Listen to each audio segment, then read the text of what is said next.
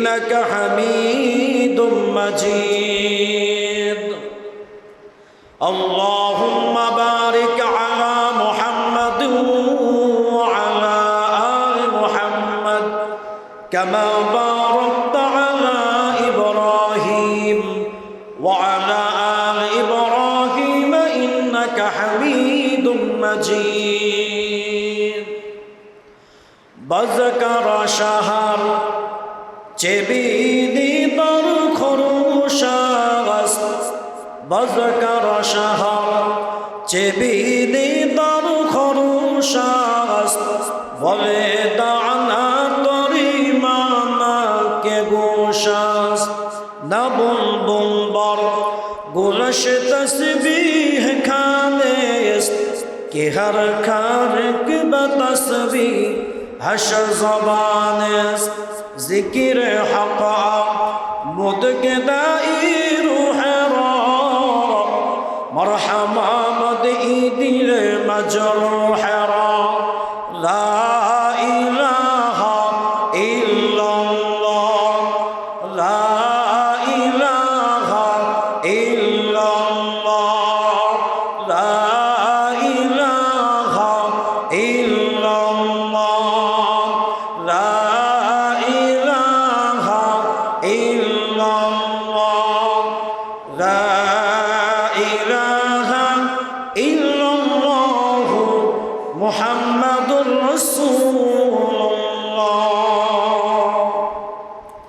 আমার একটা স্বপ্ন পূরণ করো ও দয়াময় আমার একটা স্বপ্ন পূরণ করো ও দয়াময় তোমার কথা বলতে গিয়ে না পাই যেন ভয় তোমার পথে চলতে গিয়ে মরণ যেন হয় আলহামদুলিল্লাহ আল্লাহ পাকের কাছে প্রশংসা আদায় করি যেই মহান আল্লাহ পাক আমাদেরকে দয়া করে মায়া করে আজকে জুমার দিনে মসজিদে আসবার মতো তৌফিক দান করেছেন সেই মহান আল্লাহ পাকের দরবারে কালিমাতুশ শুকর আদায় করি সকলে বলি আলহামদুলিল্লাহ মানবতার মুক্তির দূত তাজদার মাদিনা সাইয়্যিদুল মুরসালিন খাতামুন নবিয়্যিন নবীর প্রতি দরুদ পড়ি সকলে বলি সাল্লাল্লাহু আলাইহি ওয়াসাল্লাম আমি আমার বক্তৃতার ভূমিকা লম্বা না করে আমি এখনই আলোচনার মধ্যে ঢুকে যাচ্ছি আল্লাহর নবী মুসলিম শরীফের মধ্যে বর্ণনা করেন তিন শ্রেণীর লোকের সাথে কিয়ামতের দিনে হাসরের মাঠে আল্লাহ তাআলা কথা বলবেন না আল্লাহর নবী বিশ্ব নবী জনাবে মুহাম্মদুর রাসূলুল্লাহ সাল্লাল্লাহু আলাইহি ওয়াসাল্লাম হাদিসের মধ্যে ঘোষণা করেন লা ইউকাল্লিমুহুমুল্লাহু ইয়াওমাল কিয়ামাহ আল্লাহর নবী ডাকতে বলেন কিয়ামতের ময়দানে হাসরের মাঠে আল্লাহ তাআলা কথা বলবেন না তিন শ্রেণীর লোকের সাথে এক নম্বরে যারা দুনিয়ার মধ্যে আমানতের যারা খেয়ানত করত ওই সমস্ত ব্যক্তিদের সঙ্গে আল্লাহ তাআলা কথা বলবেন না আর যেই ব্যক্তিগুলো দুনিয়ার মধ্যে মিথ্যা কসম করে যারা জিনিস বিক্রি করে এই মিথ্যা কসমকারীদের সঙ্গে আল্লাহ তাআলা কথা বলবেন না তিন নম্বরে যারা টাকনুর নিচে কাপড় পরিধান করে এই সমস্ত মানুষদের সঙ্গে আল্লাহ তাআলা কথা বলবেন না দুনিয়ার মধ্যে বহু ব্যবসায়ী আছে, আম বিক্রি করে, কাঁঠাল বিক্রি করে, মাছ বিক্রি করে, আর তারা ফলের গায়ে হাত রেখে শপথ করে এই আমটা মিষ্টি। কিন্তু যখন ক্রেতা কিনে নিয়ে বাড়িতে যায়, সেই আমের মধ্যে মিষ্টি পাওয়া যায় না। কথা বলেন ঠিক কিনা? সেই কাঁঠালের মধ্যে মিষ্টির কোনো গন্ধই পাওয়া যায় না। যেই মাছের উপরে শপথ করে বলে এই মাছের মধ্যে কোনো ভেজাল নাই, কিন্তু যখন মাছটা কিনে নিয়ে যখন বাড়িতে যায়, বাড়িতে যাওয়ার পরে সেই মাছের মধ্যে পচা বের হয়। কথা বলেন ঠিক কিনা? এই সমস্ত মানুষদের সঙ্গে আল্লাহ তাআলা কিয়ামতের মাঠে, হাসরের মাঠে কথা বলবেন না। আল্লাহ তাআলা আমাদের এই সমস্ত কাজ থেকে হেফাজত করুক। জোরে কোন আমিন। ও মুসলমান ভাইরা আমার, গভীর মনোযোগ। আল্লাহর নবীর সাহাবী হযরত আব্দুল্লাহ ইবনে মাসউদ রাদিয়াল্লাহু তাআলা আনহু অসুস্থ হয়ে বিছানায় শুয়ে আছে। এমন সময় খলিফাতুল মুমিনিন হযরতে উসমান গনি রাদিয়াল্লাহু তাআলা আনহু হযরতে আব্দুল্লাহ ইবনে মাসউদকে দেখতে গেলেন। বাড়িতে যাওয়ার পরে হযরত আব্দুল্লাহ ইবনে মাসউদকে জিজ্ঞাসা করলেন, ও ভাই আব্দুল্লাহ ইবনে মাসউদ, আপনার কি হয়েছে? আপনার অসুখটা কি? মাতাসটা কি? আপনার অসুখটা কি? ইবনে মাসউদ বলেন, যুনুবি, আমার গুনাহ সমূহ আমার অসুখ। এই কথা শোনার পরে হযরতে উসমান গনি রাদিয়াল্লাহু তাআলা ডাক দিয়ে বললেন, আপনার মনের আশা কি? আপনার মনের বাসনা কি? হযরত আব্দুল্লাহ ইবনে মাসউদ ডাক দিয়ে বলেন, রহমাতা রব্বি। আল্লাহু আকবার। হযরত ইবনে মাসউদ ডাক দিয়ে বললেন, আমার মনের আশা বাসনা হলো আমার রবের কামনা। জোরে কোন সুবহানাল্লাহ। আমার রবের রহমতের কামনা। এই কথা শোনার পরে উসমান রাদিয়াল্লাহু তাআলা আনহু ডাক দিয়ে বললেন, ও ভাই আব্দুল্লাহ ইবনে মাসউদ, আপনার জন্য কি কোনো চিকিৎসক আনবো, বড় কোনো ডাক্তার আনবো কিনা? আব্দুল্লাহ ইবনে মাসউদ ডাক দিয়ে বললেন, আমরদনি, তিনি আমাকে অসুখ দিয়েছেন, যিনি হলো ডাক্তার। জোরে কোন সুবহানাল্লাহ। আল্লাহই তো অসুখ দেয়, আল্লাহ মানুষকে শিফা দান করে। জোরে কোন সুবহানাল্লাহ। যে আল্লাহ মানুষকে অসুখ দেয়, অসুস্থতা দান করেন, আমার সেই আল্লাহ তাআলা কিন্তু সুস্থতার নিয়ামত দান করে দেয়। হযরত উসমান রাদিয়াল্লাহু তাআলা আনহু আমার জিজ্ঞাসা করলেন, আপনাকে বাইতুল মাল থেকে কোন অর্থ সম্পদ পাঠাবো কিনা আপনার জন্য?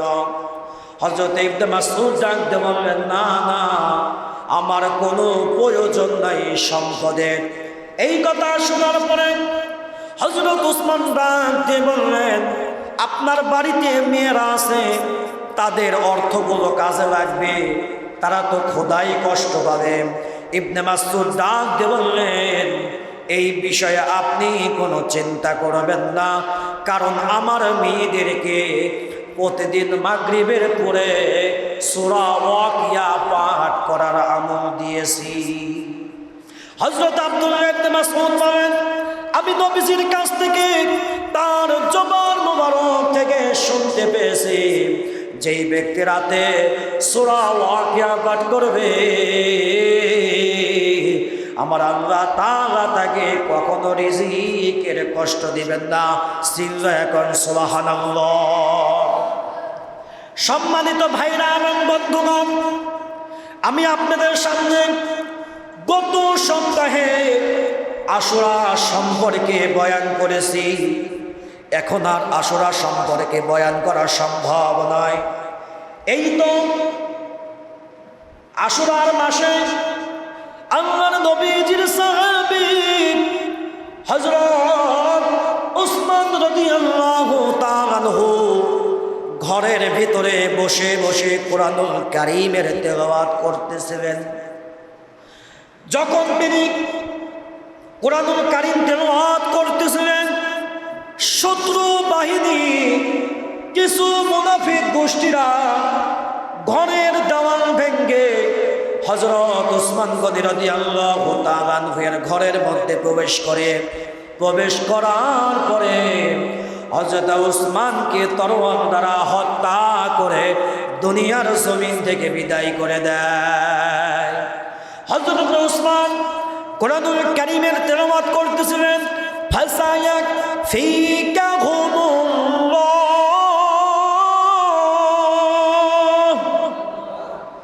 যখন তিনি কোরআনুল কারীমের এই আয়াত যখন তেলাওয়াত করতেছিলেন, সেই সময়ে কিছু মুনাফিক গোষ্ঠীরা আল্লাহর নবীজির সাহাবী হযরত উসমানকে শহীদ করে দুনিয়ার জমিন থেকে বিদায় করে দেয়। আর হযরত উসমান রাদিয়াল্লাহু তাআলা আনহু শাহাদাতের মর্যাদা গ্রহণ করে জান্নাতের মধ্যে চলে যায়। জোরে কোন সুবহানাল্লাহ। ও দুনিয়ার মানুষেরা, গভীর মনোযোগ দিয়ে শুনবেন। এই মুহররম মাস আসলে আমরা তো হযরত হাসান আর হুসাইনের আলোচনা করি। এগুলো আপনারা সকলে ইতিপূর্বে শুনেছেন। আমি আপনাদের সামনে আর কিছু ঘটনা বয়ান করার চেষ্টা করব। আল্লাহর নবীজির নাতি হযরত হাসান আর হুসাইন একদিন নয়, 2 দিন নয়, 7 দিন যাবত না খেয়ে আছে। বাড়িতে কোনো খাবারের ব্যবস্থা নাই। হযরত হুসাইন তার মা ফাতেমাকে ডাক দিয়ে বলেন, ও মা, খাবারের কষ্ট আর সহ্য হয় না, খাবারের যন্ত্রণা আর সহ্য হয় না, পেটে ক্ষুধা।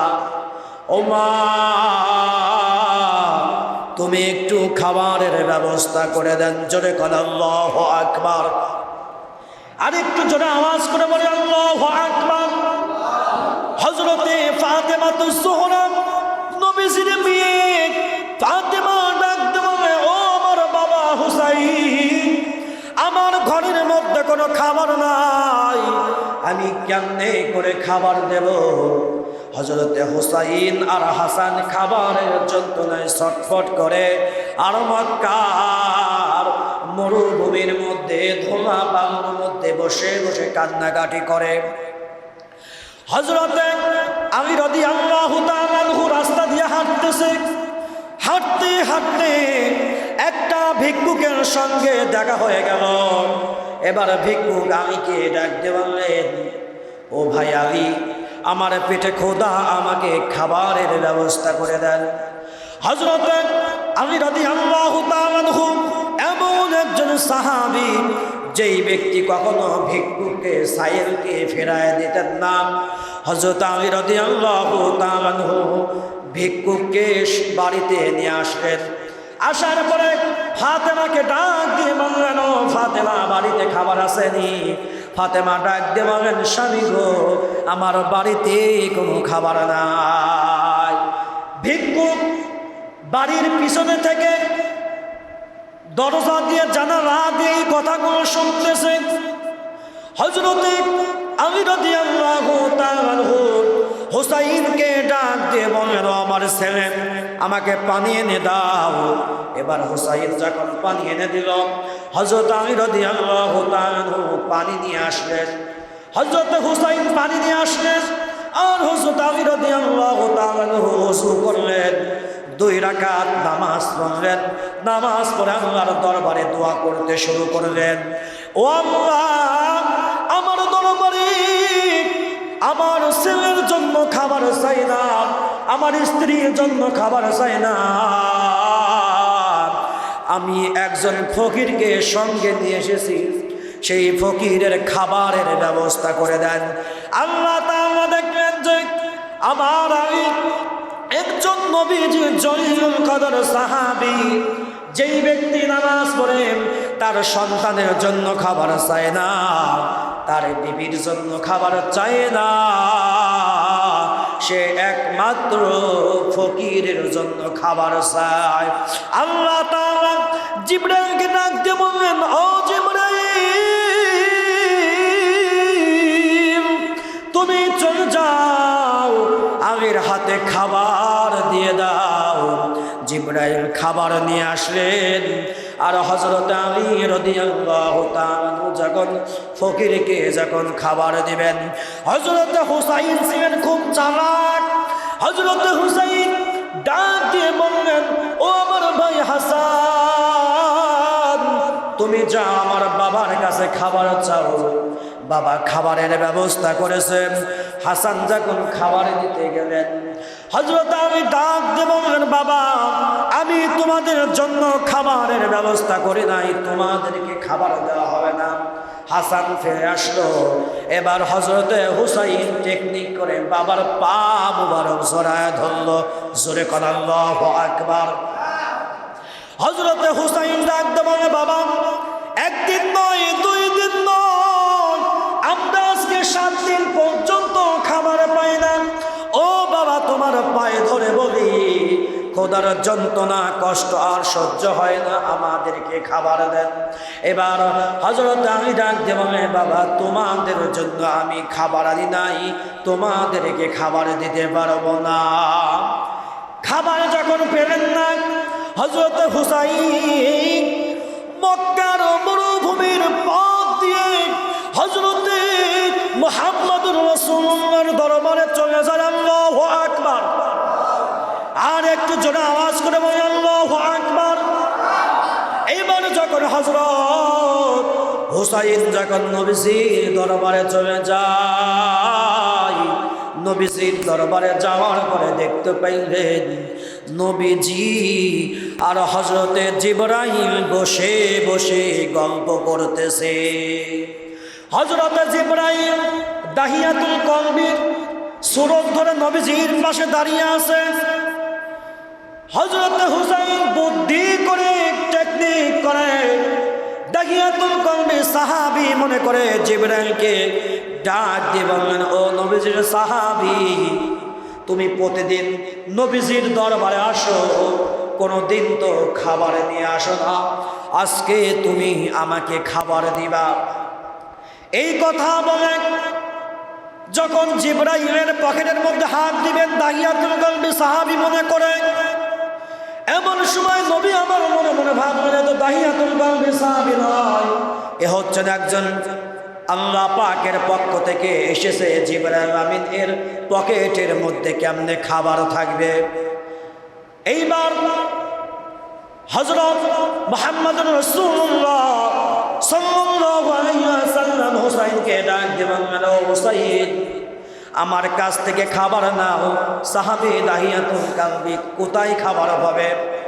এই কথা বলার পরে হুসাইন ডাক দিয়ে বললেন, নবী গো, ও আমার নানা, প্রতিদিন আপনার কাছ থেকে খাবার নেই, কিন্তু আজকে আপনার কাছ থেকে খাবার নেব না, আজকে খাবার নেব হযরতে দাহিয়াতুল কলবি সাহাবীর কাছ থেকে। এই কথা বলার পরে জিবরাইল আমিন বিপদে পড়ে গেলেন। এইবার হুসাইন যখন সাহাবীর মনে করে জিবরাইলের পকেটের মধ্যে যখন হাত দিবে, আমার আল্লাহ তাআলা জিবরাইলকে ডাক দিয়ে বললেন, ফেরেশতাদেরকে ডাক দিয়ে বললেন, ও আমার ফেরেশতারা, চলে যাও চলে যাও, জান্নাতের বাগান থেকে এক ঝুপা আঙ্গুর জিবরাইলের পকেটের মধ্যে দিয়ে দাও। জোরে কোন সুবহানাল্লাহ। জিবরাইলের পকেটের মধ্যে যখন হাত দিলেন হুসাইন, দেওয়ার সঙ্গে সঙ্গে এক ঝুপা পাকা আঙ্গুর ফেলেন। আঙ্গুরটা পাওয়ার পরে হযরত হুসাইন রাদিয়াল্লাহু তাআলা ডাক দিয়ে বললেন, ও নবী, আপনি 2টা আঙ্গুর খান আর আপনার মেহমান